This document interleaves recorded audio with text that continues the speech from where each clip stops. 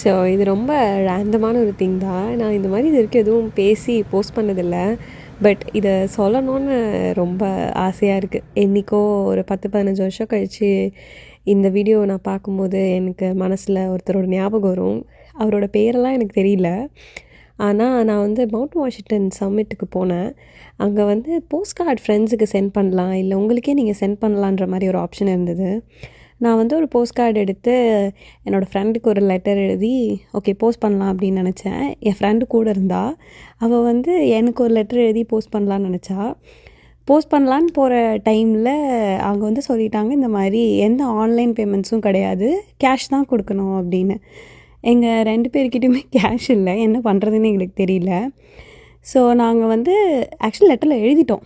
So அந்த லெட்டரை எனக்கு கொடுக்கவும் முடியாது.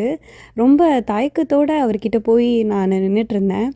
அப்போ அவர் வந்து நான் சொன்னேன், இந்த மாதிரி என்கிட்ட கேஷ் இல்லை, உங்ககிட்ட ஜெல் இருக்கா, பண்ண முடியுமா அப்படின்னு கேட்டேன்.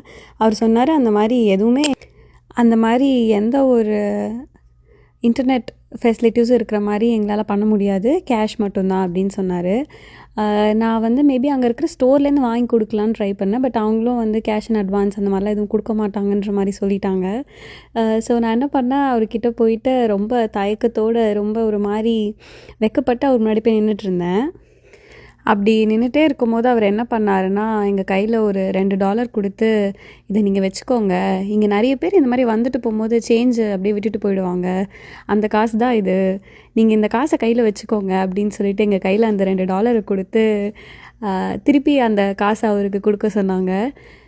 அவர் வந்து சும்மாவே நீங்கள் போஸ்ட் பண்ணிட்டு போங்க, இது இட்ஸ் ஓகே அப்படின்னு சொல்லியிருந்தாங்கன்னா அது வேறு மாதிரி இருந்திருக்கும். பட் நாங்கள் வந்து சும்மா வாங்கினோன்ற மாதிரி இருக்கக்கூடாதுன்றதுக்காக அந்த $2 எங்கள் கையில் கொடுத்து அவர் வாங்கின விதம் வந்து எனக்கு ரொம்ப சந்தோஷமாக இருந்துச்சு. ஸோ பீப்புள் இந்த மாதிரியும் இருக்காங்க. I am just so grateful for that person. அவரோட பேர் கூட எனக்கு தெரியல. But I wish him like everything happiest in his life.